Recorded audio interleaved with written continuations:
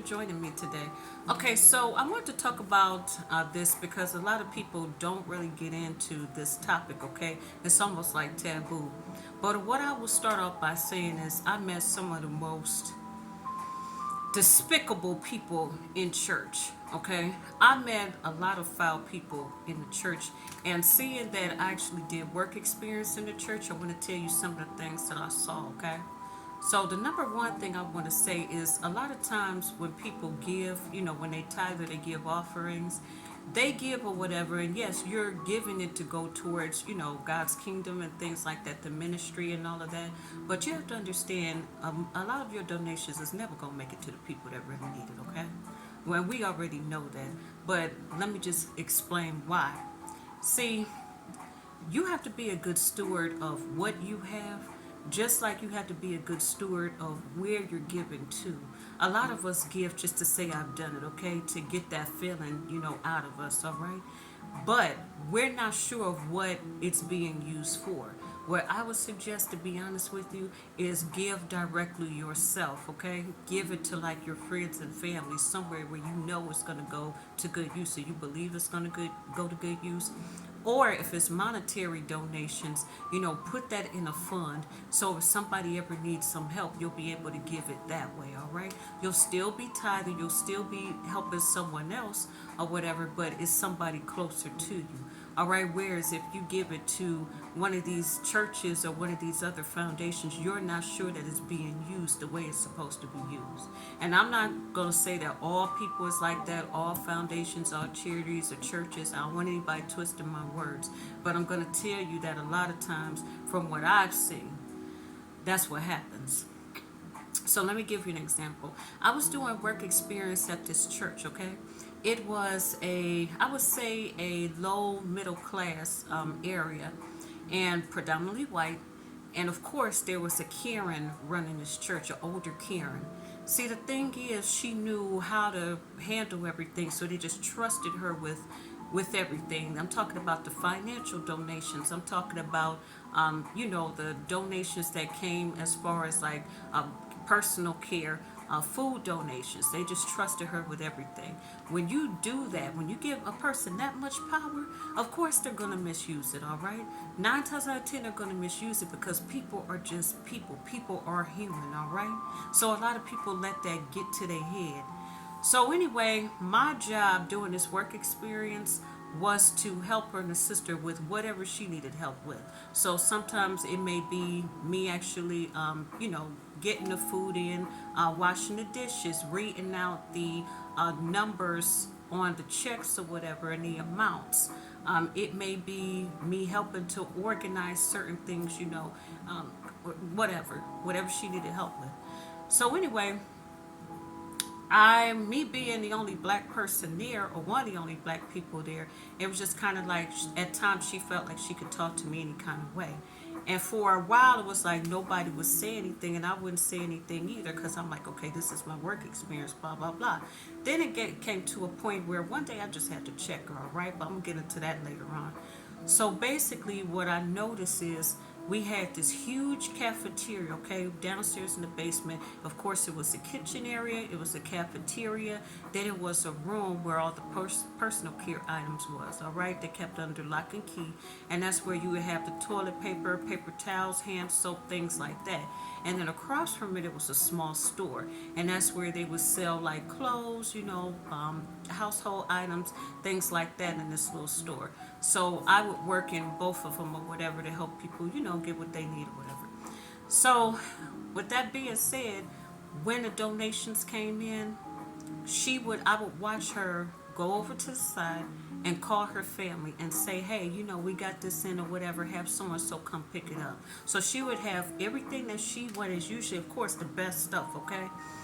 For instance, one day we had somebody brought some stuff in from Disney. Disney dedicated a whole lot of stuff, donated a whole lot of stuff for Christmas, all right? So she made a call. They came and got the best stuff, of course, or whatever. And then whatever was left over, she told me to put it in the store to sell. Well, I'm just like, okay, all right, I'm putting this stuff up. And I'm like, oh, I know somebody could use this. Oh, I could take this to my kid, da da da da da. And she's just like, well, we're going to sell it first. And if anything is left over, then you can have it. Or she was like, no, that's what she told me. No, pick out what you want. I picked out what I wanted, and she's like, okay, well, I can give you a good deal on it. It's going to be this, and that much. And so I'm like, bitch, wait a minute. You just got all this stuff for free, and you think you gonna sell me some stuff? And I'm helping you with this? I was like, you know what? I just told her, I was like, you know what? That's okay. I'll wait. God is good. Because what happened in the end was the stuff that didn't sell, whatever, it was a lot of it that didn't sell, whatever. She ended up giving it to me, okay? Because there was so much stuff left over, she just gave it to me. So I was able to provide Christmas for my family and then have a few dollars to give out as well. So it worked out real good.